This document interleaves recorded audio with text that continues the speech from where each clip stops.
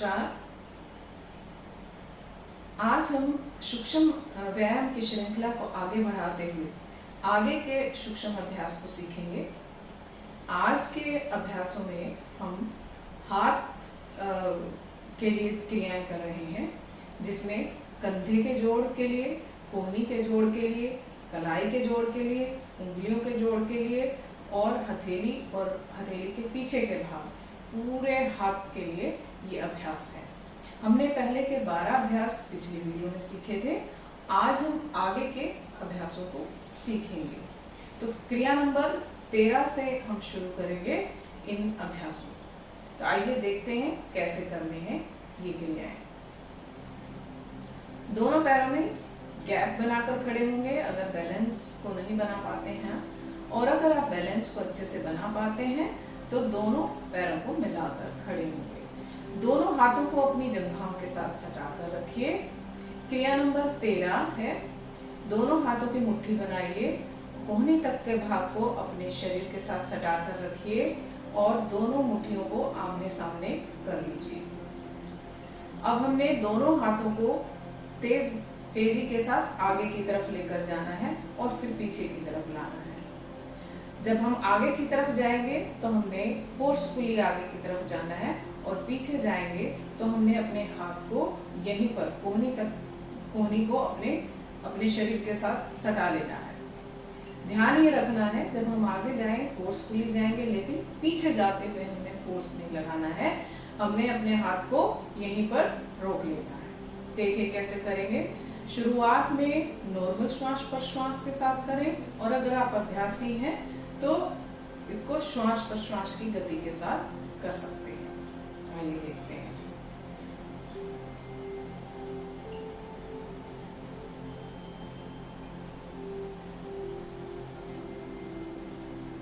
वापस आएंगे। ये मैंने नॉर्मल श्वास प्रश्वास की गति के साथ करके दिखाया है आपको। तो इसमें मेरे हाथ पीछे नहीं गए, कोहनी को यहीं पर रखा है। तो इस चीज का आप ध्यान रखेंगे। ये क्रिया आपके हाथों को सुडौल और हष्ट-पुष्ट बनाती है। क्रिया नंबर 14 कोहनी के जोड़ के लिए है। दोनों हाथों की मुट्ठी बनाएंगे, अंगूठा अंदर रखेंगे और दोनों हाथ कोहनी तक का भाग शरीर के साथ सटा रहेगा। कोहनियों को सटाते हुए और कोहनी से अगले भाग, मुट्ठी तक का जो भाग है, उसको ऊपर की तरफ लेकर आएंगे, कंधों की ओर, फिर नीचे की तरफ लेकर जाएंगे, ऊपर की ओर लेकर जाएंगे। टाइट करके रखने हैं अपने कोहनी से कंधे तक का भाग, और कोहनी से ऊपर तक का भाग, कोहनी से मुट्ठी तक का जो भाग है हमारा, वो कंधे की तरफ लाना है और फिर नीचे की तरफ लाना है। हमारी मुट्ठियां कंधे को ना छुएं, और जब नीचे जाएं तो जंघा से थोड़ा दूरी पर रहें। श्वास प्रश्वास की गति के साथ जब आप अभ्यास आपका बन जाए तब आप गति के साथ कर सकते हैं, वरना आप नॉर्मल श्वास प्रश्वास में करेंगे। पहले हमने 7 या 8 आवृत्ति इसकी करें और फिर धीरे धीरे बढ़ाते हुए 10-15 आवृत्ति तक आप जा सकते हैं। इसी का दूसरा भाग है, दोनों हथेलियों को खोल लेंगे, हथेलियां नीचे की तरफ लाएंगे और कोहनी तक का भाग सटाते हुए फिर से ऊपर की तरफ लाएंगे, नीचे की ओर। श्वास भरते हुए ऊपर और श्वास निकालते हुए नीचे, श्वास भरते हुए ऊपर, श्वास निकालते हुए नीचे।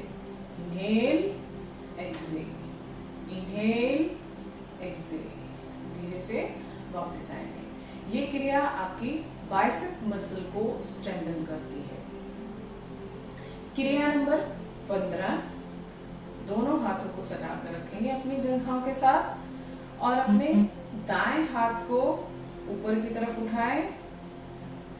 जब हम ऊपर उठा रहे हैं अपने दाएं हाथ को, तो ध्यान ये रखेंगे कि आपकी बाजू कान के साथ ना सटे, और जब नीचे लेकर आएंगे तो आपकी हथेली जंघा के साथ ना सटे, दूर ही रखना है। देखिए कैसे करेंगे। ऊपर की ओर लेकर गए और नीचे की तरफ लाए, ऊपर की ओर लेकर गए नीचे की ओर लेकर आए, ऊपर की ओर लेकर गए और नीचे की तरफ लेकर आए। श्वास भरते हुए ऊपर, श्वास निकालते हुए नीचे, श्वास भरते हुए ऊपर, श्वास निकालते हुए नीचे, श्वास भरते हुए ऊपर, श्वास निकालते हुए नीचे। दोनों हाथों से करेंगे। इनहेल ऊपर, exhale, inhale, exhale, inhale, Excel.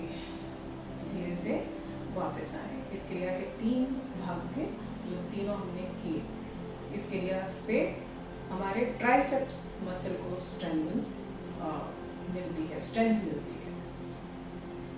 क्रिया नंबर 16, अपने बाएं हाथ को रखेंगे जंघा के साथ और दाएं हाथ की मुट्ठी बनाएंगे और आगे से पीछे घुमाना है हाथ को। श्वास को भरकर, श्वास को रोक कर रखना है। और जब हम चक्र पूरा कर लेंगे, पहले हम 5 या 7 आवृत्ति करें और धीरे धीरे बढ़ाकर 10 या 15 आवृत्ति आप कर सकते हैं। तो शुरुआत में आप देखेंगे कैसे करना है।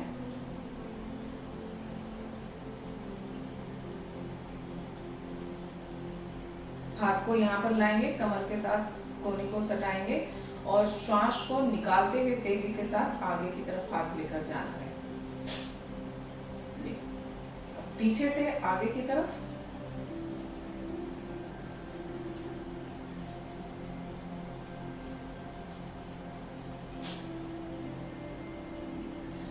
बाएं हाथ से करेंगे।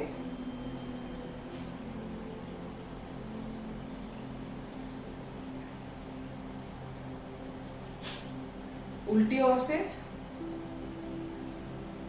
पीछे से आगे की ओर,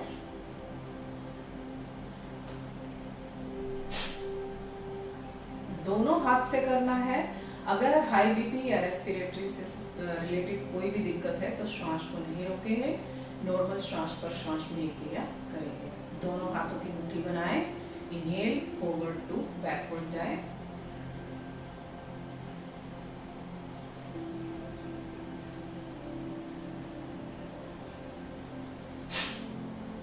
बैकवर्ड टू फॉरवर्ड,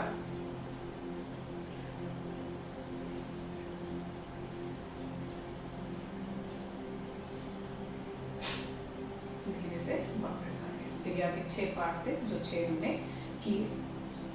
इस क्रिया के अभ्यास से पूरे शरीर में रक्त का संचार सुचारू रूप से होता है। क्रिया नंबर 17, दोनों हाथों को आगे की तरफ लेकर आए, मुट्ठियां बंद कर लें, मुट्ठियों का रुख नीचे की तरफ हो, अंगूठा अंदर की तरफ और कंधे की सीध में दोनों हाथ आपके रहें।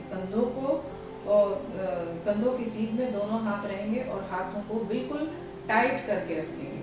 अब कलाई को अपनी तरफ खींचिए और नीचे की ओर, कलाई को अपनी तरफ खींचिए, नीचे की ओर, कलाई को अपनी तरफ खींचिए, नीचे की ओर। श्वास भरते हुए और श्वास छोड़ते हुए, श्वास भरते हुए, श्वास छोड़ते हुए, श्वास भरते हुए और श्वास छोड़ते हुए इस क्रिया को करना है। इसी का दूसरा भाग है। अपने दोनों हाथों को वक्षस्थल के सामने लेकर आए, मुट्ठियां बंधी रहेंगी, कोहनियां कंधे की सीध में आ जाएंगी साइड में और कलाई को पीछे की तरफ कीजिए और नीचे की ओर, पीछे की ओर, नीचे की ओर, फिर से पीछे की ओर और नीचे की तरफ लेकर जाएंगे। श्वास भरते हुए पीछे की तरफ, श्वास निकालते हुए नीचे की तरफ लेकर जाना है। धीरे से वापस आएंगे। इस क्रिया के अभ्यास से कलाई के जोड़ मजबूत बनते हैं।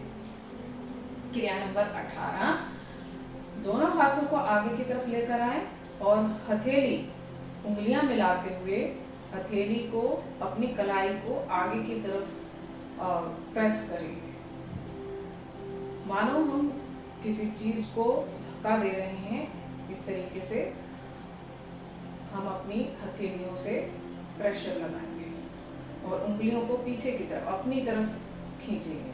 नीचे की तरफ लेकर जाइए, ऊपर की ओर, नीचे की ओर।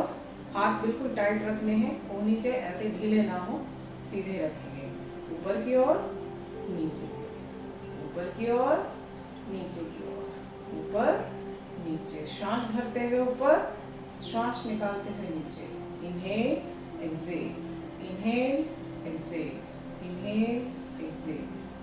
धीरे से वापस आए। इसी क्रिया का दूसरा भाग है, अपने दोनों हाथों को वक्षस्थल के सामने लेकर आए और कलाई से पीछे की ओर और नीचे की तरफ, पीछे की ओर, नीचे की ओर, फिर से पीछे की ओर। Inhale exhale, inhale exhale, inhale exhale, inhale exhale. एक बहुत बढ़िया खिंचाव मेरे हाथ के पिछले वाले भाग पर होता हुआ पूरे हाथ में जा रहा है।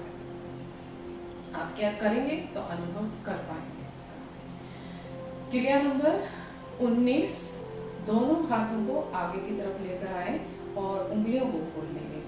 पूरा खिंचाव दीजिए और अपनी तरफ कलाई को खींचिए। पूरा उंगलियों को खोलते हुए खिंचाव को महसूस कीजिए अपनी उंगलियों पर और उंगलियों के जोड़ों पर और उंगलियों की नस नाड़ियों पर। नीचे की तरफ जाइए, ऊपर की ओर लेकर आए, नीचे की ओर, ऊपर की ओर लेकर आए, नीचे, ऊपर नीचे, ऊपर नीचे। Inhale exhale, inhale Excel.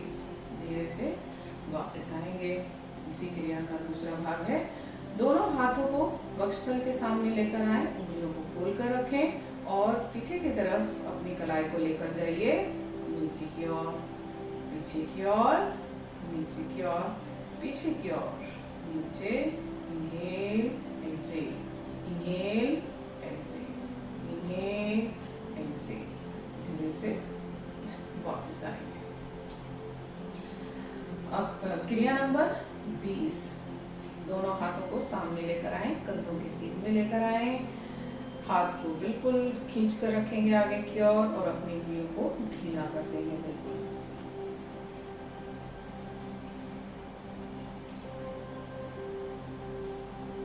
अपनी उंगलियों में रक्त संचार को महसूस करें। धीरे से वापस आइए और इसी का दूसरा भाग, दोनों हाथों को लेकर आएंगे वक्षस्थल के सामने और अपनी कलाई को ढीला छोड़ेंगे। उंगलियों को बिल्कुल ढीला छोड़िए। धीरे से वापस आएंगे, दोनों हाथों को हिलाएंगे और थोड़ा सा रिलैक्स करेंगे। क्रिया नंबर 21, दोनों हाथों को लेकर आएंगे आगे की ओर और जोर से मोड़ लेंगे अपनी उंगलियों को। उंगलियों का ऊपर का जो जॉइंट है उससे आकृति बनाएंगे जैसे हमने कुछ पकड़ा हुआ है और इतना तेजी से पकड़ा है कि हमारे हाथ में कंपन महसूस कर पा रहे हैं। ताकत लगाइए पकड़ने में और मैं अपने हाथ में पूरा ऊपर तक, कंधे तक पूरा अनुभव कर पा रही हूँ खिंचाव। और धीरे से वापस आइए। इसी क्रिया का दूसरा भाग है, दोनों हाथों को लेकर आइए अपने वक्षस्थल के सामने और अपने हाथ के पंजे जैसी आकृति को बना लीजिए। पूरा टाइट करके रखिए, कोहनियां साइड में रहेंगी, टाइट करके रखेंगे और आपके हाथ में कंपन होने लगे इतना तेजी के साथ आपने प्रेशर को लगाना है। धीरे से वापस आएंगे। तो ये आपके हाथों की उंगलियों के लिए ये अभ्यास, जोड़ों के लिए ये अभ्यास था और पूरे अभ्यास हमने देखे कि आपके कंधे के जोड़, कोहनी के जोड़, कलाई के जोड़, उंगलियों के जोड़, उंगलियों की नस नाड़ियाँ और हथेली वाला भाग, हथेली के पीछे का भाग प्रभाव में आया है। तो आप इन अभ्यासों को करते रहेंगे, क्योंकि करते रहेंगे योग तभी तो रहेंगे निरोग।